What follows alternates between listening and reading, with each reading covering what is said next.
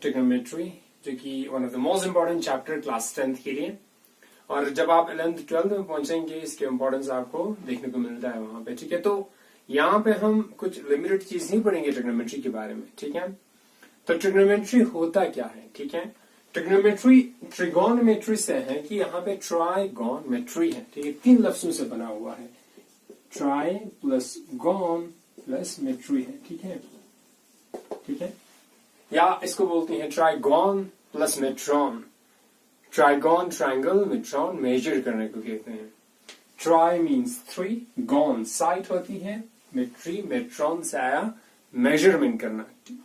जब भी हम कोई भी 3 साइडेड फिगर की मेजर अप करते हैं, मेजरमेंट उसका लेते हैं, तब हम ट्रिग्नोमेट्री को वहां पे लाते हैं, यूज करते हैं।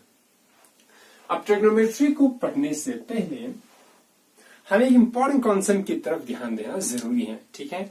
वो इंपॉर्टेंट कॉन्सेप्ट क्या है, ध्यान दीजिएगा। आपने अक्सर स्कूल में सुना होगा एंगल्स के बारे में, ठीक है। एंगल सबने पढ़ा होगा, ठीक है, सबने जाना होगा। एंगल बनता कैसा है, होता क्या है एंगल, ठीक है। तो 9th क्लास में आपके पास एंगल के ऊपर, लाइन एंड एंगल के ऊपर आपके पास इंटायर चैप्टर है। वहां पे आपको और भी डेप्थ में आपने पढ़े होंगे, ठीक है। अगर नहीं पढ़े होंगे तो हम 9th क्लास के लाइन एंड एंगल चैप्टर भी पढ़ाने वाले हैं, तो उस वीडियो को भी आप देख लीजिएगा। अब देखिए, लाइन्स एंड एंगल्स में एंगल होता क्या है, एंगल और लाइन का रिलेशन क्या है। देखिए ध्यान से, मेरे पास ये एक क्या है, एक लाइन है, ठीक है, या इसको एक रे कहते हैं, ठीक है।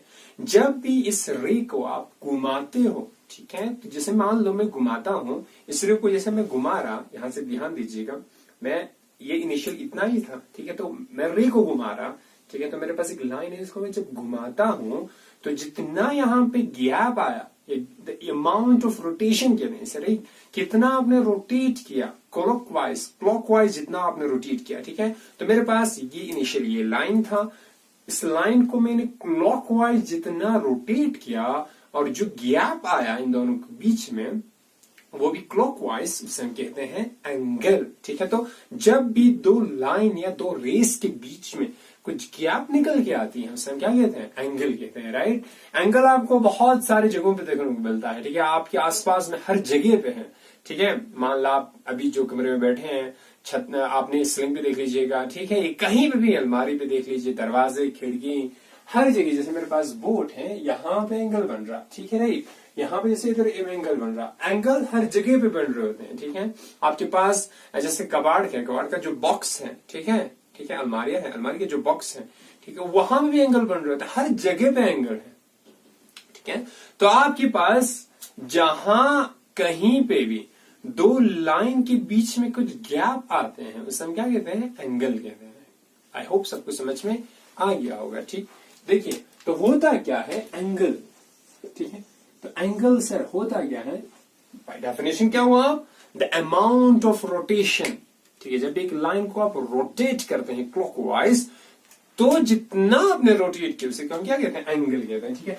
तो मेरे पास अब एक इनिशियली लाइन ये था, मेरे पास एक इनिशियली ये लाइन था, ठीक है। इस लाइन को मैंने, मान लो इस लाइन को ए नाम दे देते हैं, उतना रोटेट किया clockwise, sorry this is anti clockwise direction, माफ करना, क्लॉकवाइज नहीं है, this is anti clockwise. Clockwise ऐसे होते हैं, क्लॉकवाइज ऐसे होते हैं, तो this is the anti clockwise direction, ठीक है। तो आपने आपको करेक्ट कर लीजिएगा, ठीक है। क्या हुआ, एंटी क्लॉकवाइज जितना रोटेट होते हैं उसे क्या कहते हैं, एंगल, ठीक है। तो एंटी क्लॉकवाइज में जितना रोटेट हुआ उसे हम क्या कहते हैं, एंगल, ठीक है।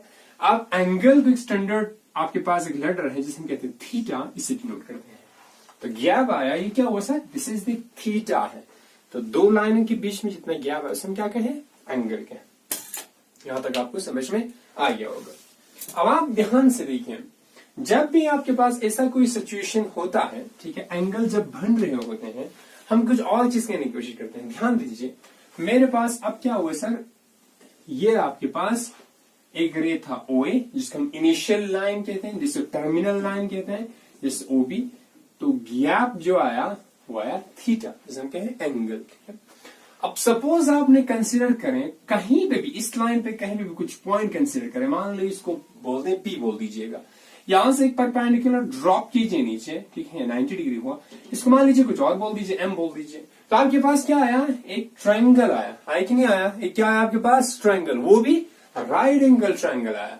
यहाँ पे एंगल क्या है, एक 90 डिग्री, इसीलिए हम क्या कहते हैं, राइट एंगल ट्रायंगल, ठीक है। तो पॉइंट कहीं पे भी ले लीजिए, वहां से आपको एक परपेंडिकुलर ड्रॉप करनी है। सपोज आपने यहां पे लिया, यहां से आपने परपेंडिकुलर ड्रॉप कर दिया, ये भी क्या है आपके पास, एक ट्रायंगल है, ठीक है, ओके, ये सिमिलर ट्रायंगल है आपस में, ये भी आपके पास राइट एंगल ट्रायंगल है, ये भी एक राइट एंगल ट्रायंगल है। तो हमने मान लिए सपोज PMO एक राइट एंगल ट्रायंगल है, तो आपके पास क्या है sir, PMO is what, right angle triangle, right angle triangle. जब भी राइट एंगल ट्रायंगल होता है, ठीक है, तो आपके पास, हमारे पास क्या है, हम साइड्स को नाम देते हैं, इसके पास 3 साइड आपके पास, 1 2 3।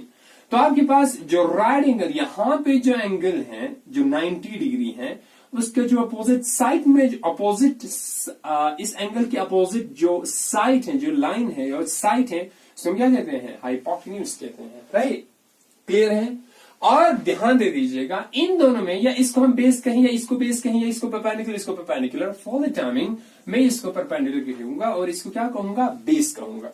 तो राइट एंगल ट्रायंगल में आपके पास 3 चीजें होती हैं। वैसे भी ट्रायंगल में 3 साइड्स होते हैं, हर एक ट्रायंगल में 3 साइड्स होते हैं, लेकिन राइट एंगल ट्रायंगल के लिए हमारे पास पर्टिकुलर नाम है। राइट एंगल ट्रायंगल के लिए जो एंगल 90 डिग्री है, उसके जो अपोजिट साइड है, उसको हम कहते हैं हाइपोटेन्यूज, और ये आपके पास हुआ परपेंडिकुलर, ये हुआ बेस। क्लियर है, यहां तक सबको समझ आ गया होगा, ठीक है। अब हुआ क्या, आपके पास क्या, कौन सी एंगल है यहाँ पे, दिस इज दी एंगल, तो एंगल क्या है सर आपके पास, POM। अब आप मुझे बताएंगे POM जो एंगल है, जो थीटा एंगल है, ये एक्यूट है या ऑब्ट्यूज है, ये क्या है, एग्जैक्टली ये क्या है, एक्यूट एंगल है, यानी लेस देन 90 डिग्री है, ठीक है। तो आपके पास लेस देन 90 डिग्री आया, ठीक है, लेस देन 90 डिग्री। तो आपके पास, आप क्लास 10th में एक्यूट एंगल्स के ही बारे में पढ़ेंगे, ठीक है, ठीक है। तो मैक्सिमम जो आपके पास क्वेश्चंस बनते हैं, या मैक्सिमम जो आपके पास चीजें आएगी, वो क्या है, एक्यूट एंगल से रिलेटेड है, ठीक है, ग्रेट। अब आपके पास ये हुआ acute angle, this is also acute angle, this is 90 degree, right, this is 90 degree, great, right angle. तो अब आगे जाएंगे, हमारे पास सबसे पहला जो चीज है वो है ट्रिग्नोमेट्रिक रेशियोज है, जिसे हम टी रेशियोज कहते हैं, ठीक है। तो ट्रिगोनोमेट्रिक रेशियोज है, ठीक है, जिसको हम कहते हैं टी रेशियोज भी कहते हैं।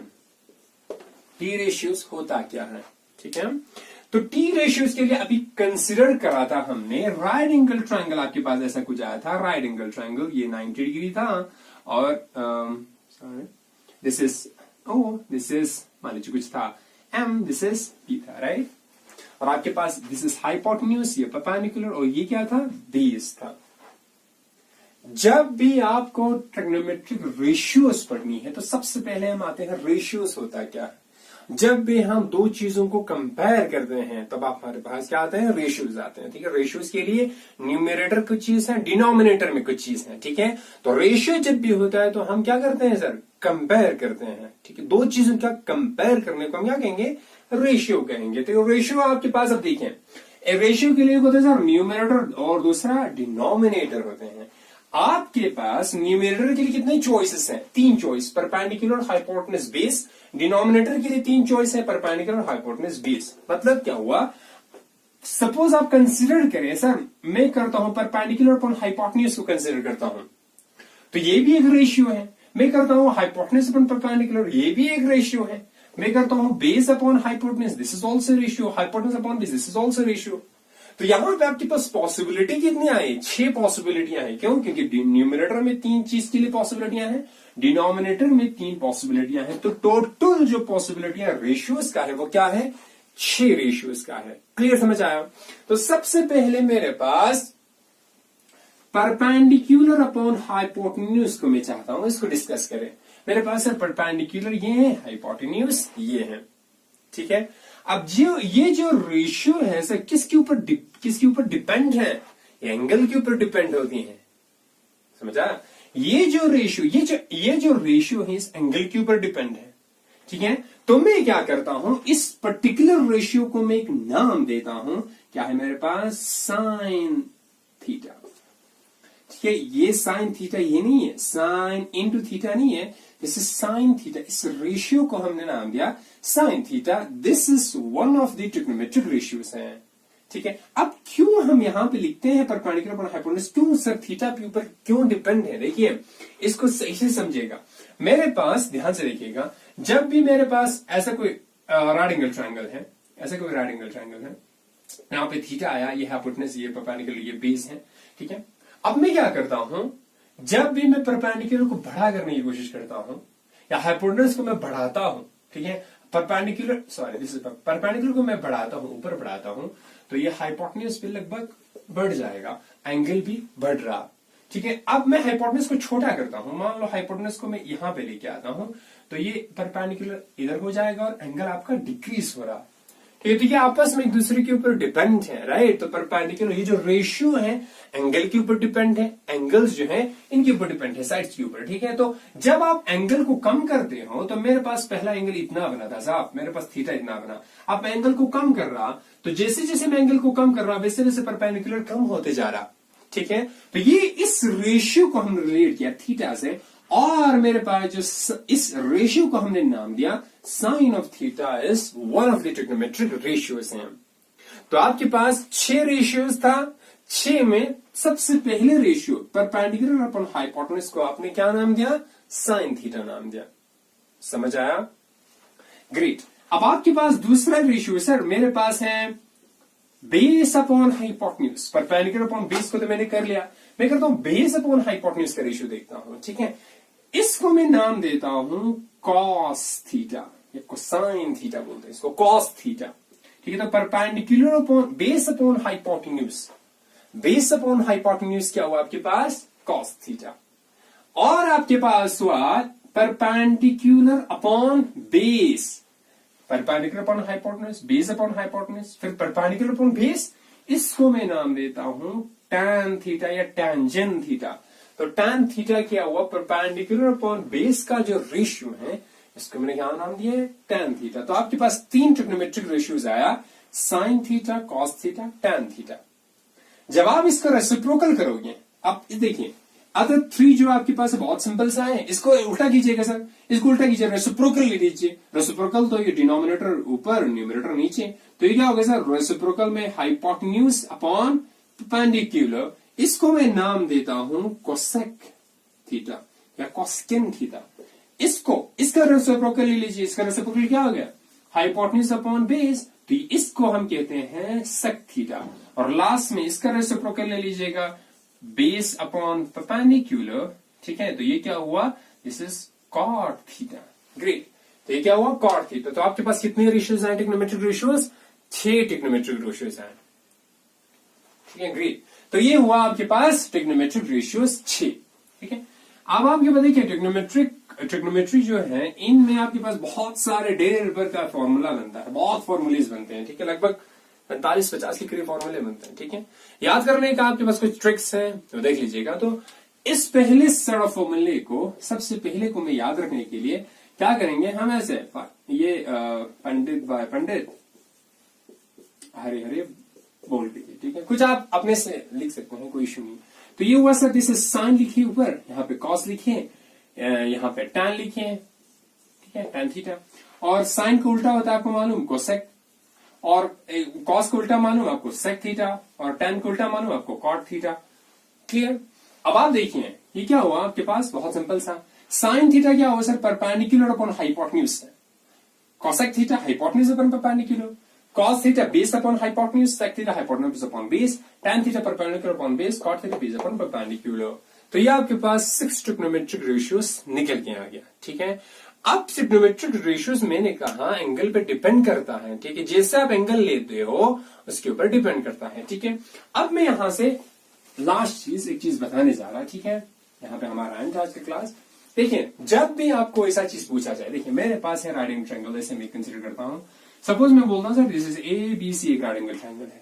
अब ये जो एंगल है इसको मैं नाम देता हूं एंगल C, कोई इश्यू नहीं है। ठीक है, इसको मैं नाम देता हूं एंगल, इसको नाम देता हूं एंगल भी आपके पास 90 डिग्री है। ठीक है, एक्यूट एंगल ये दोनों है।